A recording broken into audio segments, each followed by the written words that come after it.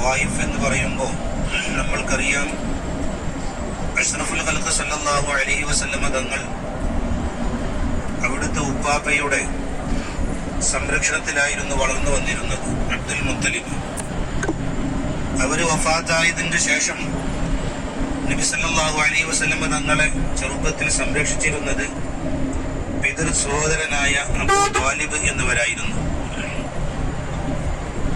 അല്ലാഹുവിന്റെ വിളിക്കുത്തരം നൽകി അബൂ ത്വാലിബ് എന്നിവര് വഫാത്തായതിന്റെ ശേഷം നബി സല്ലല്ലാഹു അലൈഹി വസല്ലമ തങ്ങൾക്ക് കൊടിയ പീഡനമാണ് മക്കയിൽ അനുഭവിക്കേണ്ടി വന്നത്. എത്രത്തോളം എന്ന് ചോദിച്ചാൽ പരിശുദ്ധമായ കഅബയുടെ അടുത്ത് ചെന്ന് നിസ്കരിക്കുന്ന സന്ദർഭങ്ങളിലെല്ലാം അഷ്റഫുൽ ഖൽഖ് സല്ലല്ലാഹു അലൈഹി വസല്ലമ തങ്ങളെ അവിടുത്തെ നാട്ടുകാര്, അയൽവാസികള്, എത്രത്തോളം കുടുംബങ്ങളിൽ നിന്ന് തന്നെ പല ആളുകളും നബി സല്ലല്ലാഹു അലൈഹി വസല്ലമ തങ്ങളെ അങ്ങേയറ്റം ഉപദ്രവിക്കുകയുണ്ടായി. തങ്ങളെ മണ്ണ് വാരി എറിയുക, തങ്ങളുടെ തോളിൽ കടന്നിരുന്ന ഷാള് രണ്ട് സൈഡിൽ നിന്നുകൊണ്ട്, ഇരുവശത്തും നിന്നുകൊണ്ട് ശത്രുക്കൾ വലിച്ചു മുറുക്കുകയും നബി സല്ലല്ലാഹു അലൈഹി വസല്ലമ തങ്ങളെ വധിക്കാൻ വേണ്ടി പരിശ്രമം നടത്തുകയും ചെയ്തിരുന്ന ഒരു വല്ലാത്ത പരീക്ഷണം നബി സല്ലല്ലാഹു അലൈഹി വസല്ലമ തങ്ങൾക്കുണ്ടായിരുന്നു. അവിടെ ആദ്യമായി പോകുന്നത് ഉമർ ഖാദിർ റളിയല്ലാഹു അൻഹു പണി പൂർത്തിയാക്കിയ നാട്ടിൽ നിന്ന് ഉസ്താദ് നേരത്തെ പറഞ്ഞ് ക്യാഷ് കളക്ട് ചെയ്ത് പിരിവെടുത്ത് സൗദിയിൽ വന്ന് നിർമ്മിച്ച പള്ളി, ഉമർ ഖാദിർ പണിത പള്ളി കാണാനാണ് പോകുന്നത്. അവിടെ പോയിട്ട് പ്രത്യേക നിസ്കാരവും കാര്യങ്ങളൊന്നും ഇല്ല, നിർദ്ദേശങ്ങൾക്കനുസരിച്ചേ ചെയ്യാവൂ. നിസ്കാരം അബ്ദുല്ലാഹി അബ്ബാസ് റളിയല്ലാഹു പള്ളിയിൽ നിന്നാണ് നിസ്കരിക്കുന്നത്.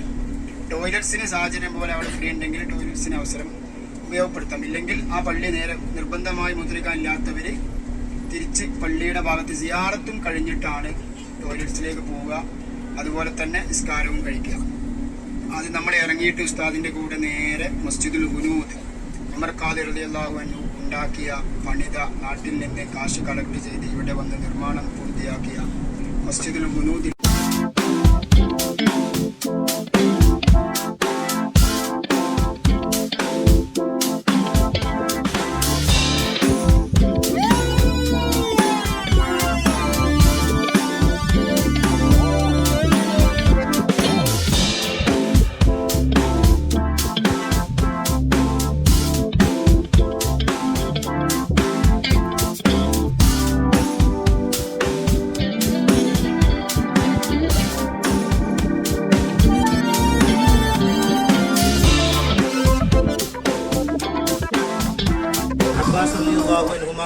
അവരുടെ ഖബറാണ് ഇത്.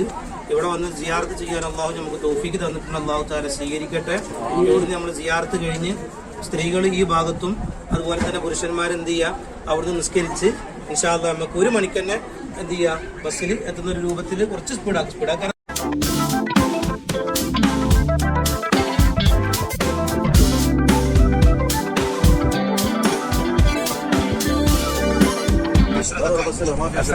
മസ്ജിദ് അലിയാണ് ഇടതുഭാഗത്ത് കാണുന്ന പള്ളി. മസ്ജിദ് അലി അദ്ദാസിന്റെ തോട്ടവും അദ്ദാസ് പള്ളിയും ഈ തോട്ടത്തിനകത്തുള്ള 2 പള്ളിയാണ്. ഒന്ന് അദ്ദാസ് മസ്ജിദ്, അതുപോലെ തോട്ടവും. പിന്നെ മസ്ജിദ് ഖുബാ നബി സല്ലല്ലാഹു അലൈഹി വസല്ലം ഇബാദത്തിന് വേണ്ടി ഇരുന്നിരുന്ന പള്ളിയും.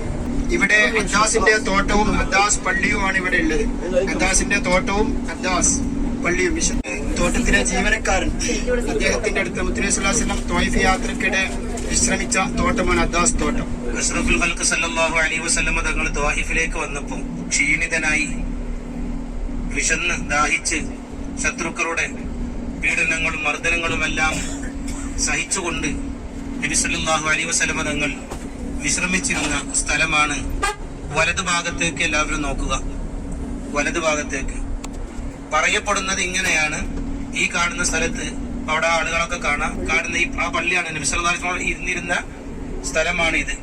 വലതുഭാഗത്തേക്ക് നോക്കണം. ആ ഇരിക്കുന്ന സമയത്താണ് ശത്രുക്കൾ മലയുടെ മുകൾ ഭാഗത്ത് നിന്ന് 2 പാറക്കല്ല്, വലിയ 2 പാറക്കല്ലുകൾ കണ്ടോ? ഇവിടെ വലതുഭാഗത്തേക്ക് നോക്കുക.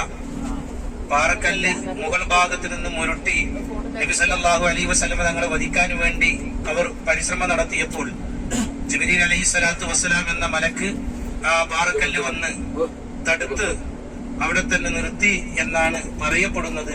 ആ രണ്ട് പാറക്കല്ല് നിങ്ങൾക്ക് കാണാൻ കഴിയും വലത് ഭാഗത്ത്.